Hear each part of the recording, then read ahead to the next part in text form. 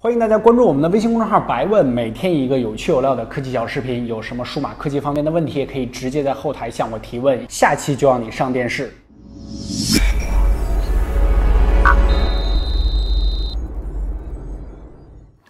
Hello， 大家好，欢迎收看这一期的白问，我是王炯。在正式节目开始之前，咱们先来说一下测评视频的进度，毕竟测评才是我们的主业嘛。因为暂时还没有拿到魅蓝 Note 6这个量产版，还没有买到，所以说我们正在做一些准备工作。这一期的视频呢，就是魅蓝 Note 6，然后还有小米5X， 还有就是坚果 Pro 这3台机器的一个视频。因为今年好像大家都是旗舰机，然后1000元机呢基本都在这个1500元开始起跳了啊。由于价格涨得还是比较厉害，这个坚果 Pro 呢本来是相机上面我觉得是比较差的一个，因为在之前视频中大家也都看到了，但是经过一次大的升级之后呢，改善还是不小的，并且那2台机器还都是主打拍照，这期视频还是比较有看点的啊。OK， 废话就到这儿，看一下这一周小伙伴们都有什么集中的问题，干货多屁话少，第7期白问马上开始。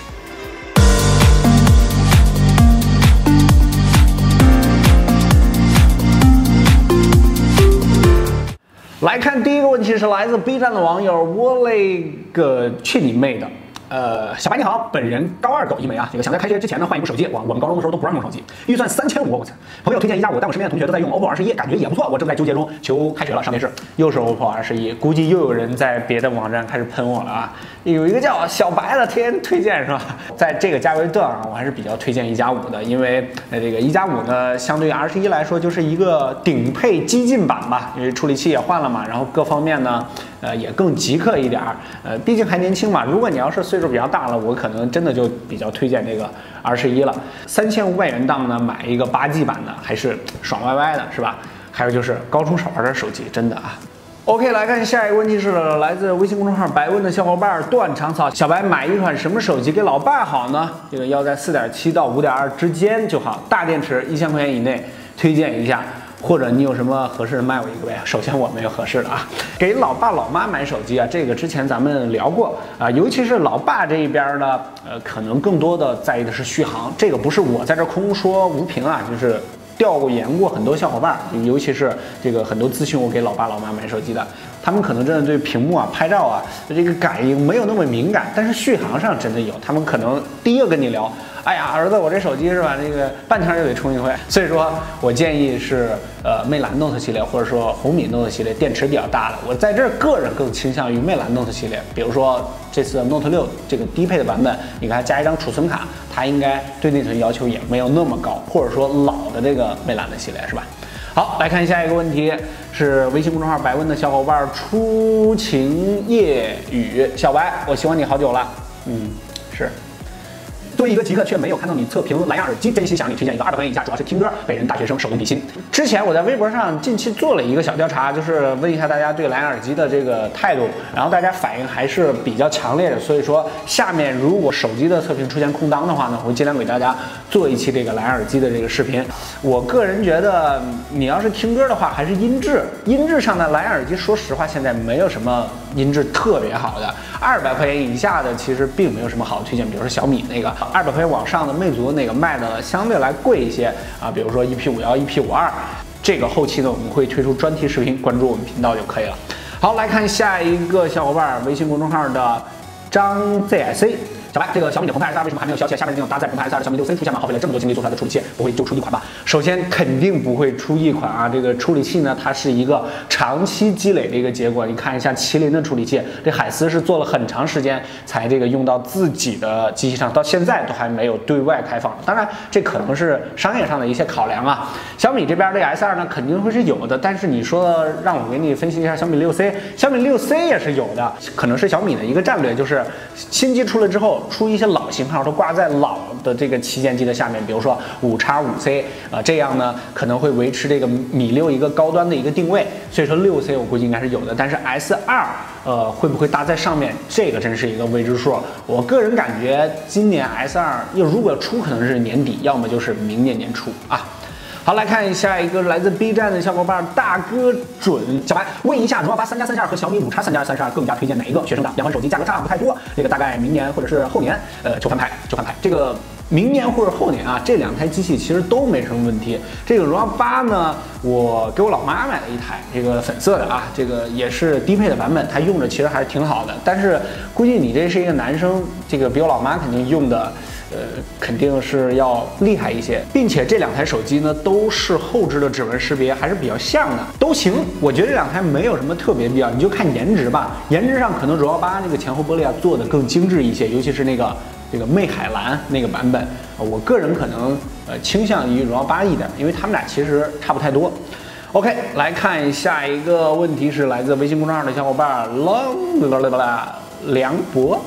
我的锤子 MEL 6+64的咖啡机发热非常严重，平时发热中一发热就掉帧，才60多，一下掉到了20多，请问有什么解决办法吗？就上电视。实话说，并没有什么特别好的解决办法，因为这儿就要说一下锤子手机惯有的一些毛病啊。这个咱们不是锤黑啊，估计这时候弹幕应该飞，小白是锤黑，小白是锤黑啊。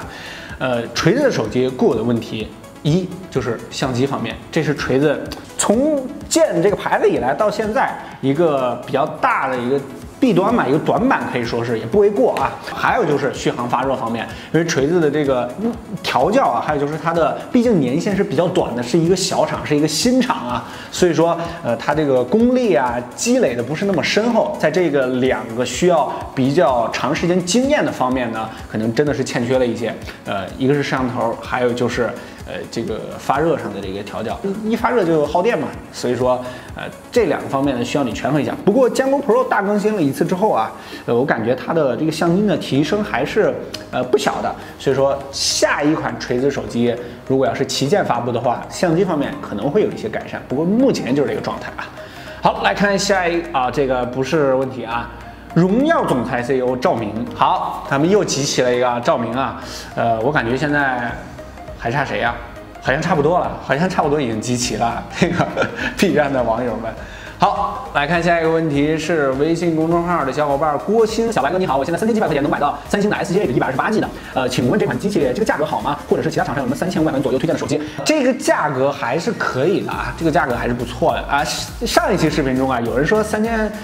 块钱买这个7P 是吧？那个就不太现实了。当然我也不知道你有什么渠道，可能是你这个亲戚朋友卖给你啊。这个价位段呢，买 S7 Edge 啊，你要考量的一部分就是它系统方面，因为三星的这个系统呢，在性能大测评那期视频中跟大家聊过，它毕竟是国际大厂，面对的是整个全球的市场，它不可能对中国做一些专门的底层优化，卡顿问题或者说这个耗电的问题是你需要考量的地方。然后3500块钱的手机，我可能真的更倾向于国产机今年的新发布的一些机器，比如说 P10啊，或者说一加这边。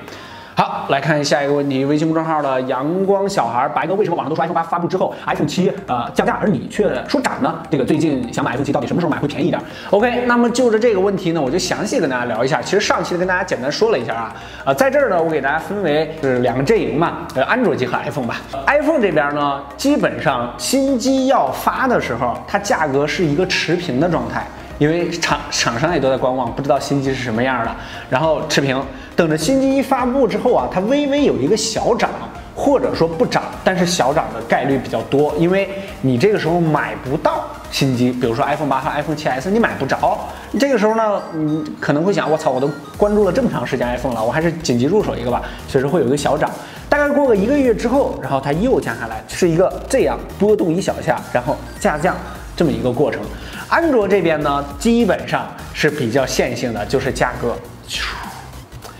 三星的机器呢，基本上也是这样啊，不管是这个什么旗舰机也好，还是国产机这边机器也好，因为还是安卓的这个机器，相对于 iPhone 的保值率没有那么高。好，来看下一个问题。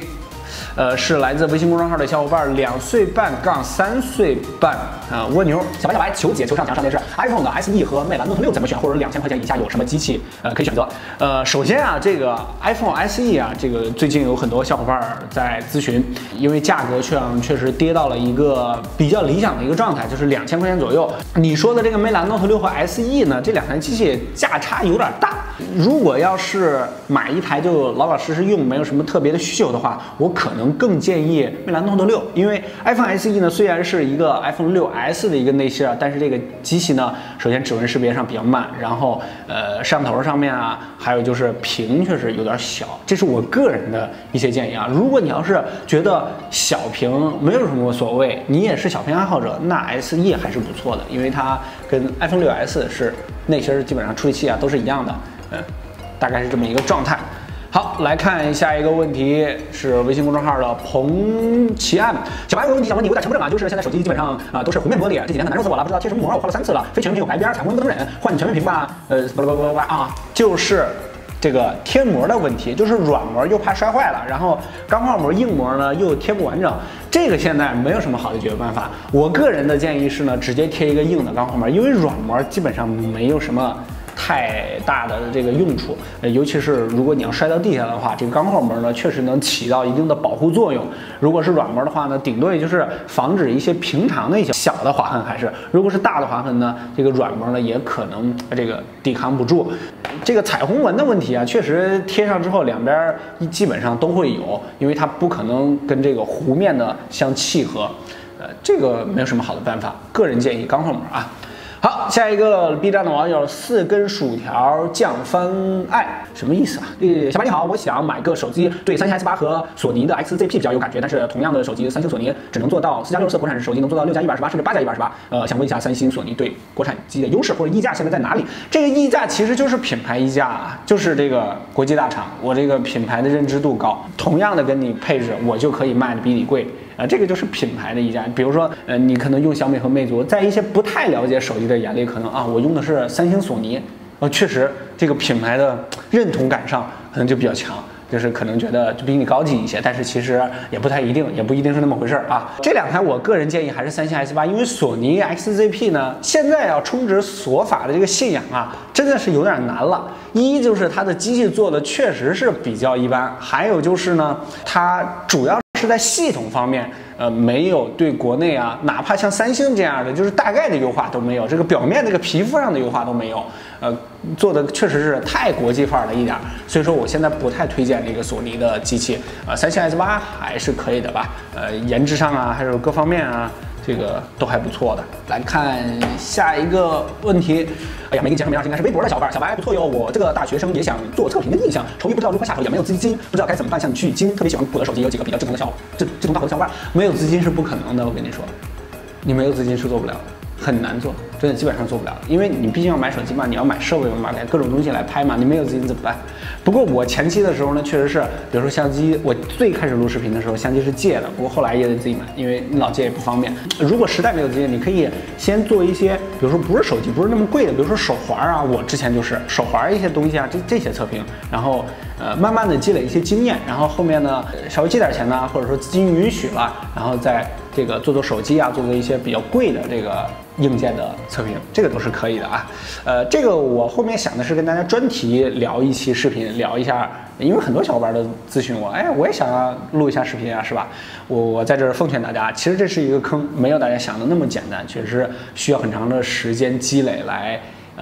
坚持吧，更多的是需要坚持。有机会专题再聊啊。OK， 来看下一个问题，微博的小伙伴赵天我旅程，小白知道你很久了，最近有一个问题呢，这个魅蓝的 Note 6和小米6两个机器日常的使用方面怎么精选择呢？平时打打农药，然后三星的 Note 5可以入手吗？再战2年的话，希望能上去，祝小白测评越做越好。首先这两台机器啊，那 Note 6和小米6是完全是两个价位段的手机，不差钱的话，肯定上小米6，不用想的。如果要是在价格上呢有一些顾虑的话呢 ，Note 6也行，也可以啊，也是一台不错的手机，在日常使用中是没有什么问题的。三星的 Note 5可以入手吗？三星的 Note 5啊，最近也不止一个小伙伴问我了啊，集中来说一下。这台机器呢用的是7420的处理器，也是2年前的一款机器了，但是放在现在来说，颜值上啊，绝对是不输任何一台现在国产的手机的，真的就是2年前的手机颜值一点都不输。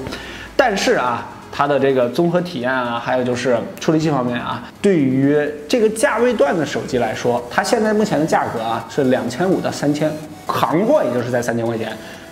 水货呢，你可能买到2500的，甚至更低，2500-600块钱的左右。然后对于价位段的手机来说，竞争力还是有的，因为首先牌子是三星的，品牌溢价上可能高点，然后呢，处理器呢也并不是那么的差。就是7420的处理器，如果平常使用的话啊，不是重度使用，就是拿着玩什么的，我觉得还是一台不错的手机。如果你要是重度使用，这处理器上是一个你要考量的问题，但是它颜值确实真的还是挺高，我挺喜欢这台机器的。好，又没写上名，这个微博的小伙伴，小白，我刚买了一个 S8，发现后面不是有缝隙啊，影响手感，可拿到收工时正常。再问一下，经常插拔这个充电口啊，感觉会把充电口的防水胶给弄下来，会影响防水。求解，说上电视。我这台是这个 S8 Plus 啊，我先告诉你啊，这个如果有缝隙的话呢，是比较正常的，不会影响里边这个问题，因为它里边还有一层密封，因为这个4曲面的屏幕，这基本上可以做到这个4曲面球面的这个曲面玻璃啊。确实在4周呢会有一些缝隙也好，这个公差是允许存在的，但是小米那个更大，所以说可以理解。如果要是真的非常影响手感的话呢，你可以申请直接退货换货，但是我感觉这个状态啊是不太影响的。你说的这个底部的防水胶的问题啊，我感觉你是很难把它插下来的吧？它几乎是严丝合缝，然后贴在这个周围的，很难把它插下来。但是如果你要是把它弄下来的话，尤其是这个卡槽上面的这个啊。真的还是需要注意一下的，因为它真的就靠这个胶来做防水的。把它弄下来的话，首先很难弄下来。如果要是你要弄下来的话，你还是去售后看一下，或者说以后就不要再这个让它见水。OK， 这一期的白问呢，就先和大家聊到这里了。然后下面的测评视频呢，大家也就持续关注就行了。还有就是感谢上一期这个很多投币的小伙伴啊，今天再给你3秒钟时间，1、2、3，投币。用你们的硬币砸死我！感谢感谢！这个关注我们频道的小伙伴，订阅一下我们的频道啊。上一期中奖的小伙伴是这一位，然后私信我们，然后把这个桌面的移动电源送给你。这一期的奖品呢，哎呦，之前咱们送过一期小米的蓝牙音箱，所以说送一个魅族的蓝牙音箱，省着说我们收这家钱还是收那家钱啊，都送了啊。这个魅族的蓝牙音箱一个，在微信公众号回复“干货多屁话少”，关注我们的微信公众号。干货多屁话少，好吧，下一期百问的时候就会抽出一个小伙伴。干货多屁话少，百问我们第8期再见，拜拜。回复干货多屁话少，蓝牙音箱。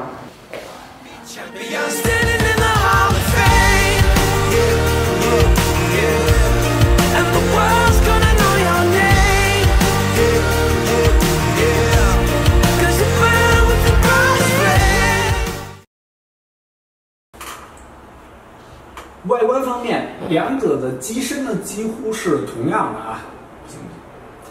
外观方面，两者的机身大小呢几乎是同样的，但是魅蓝 Note 6因为电池更大啊，怎么了？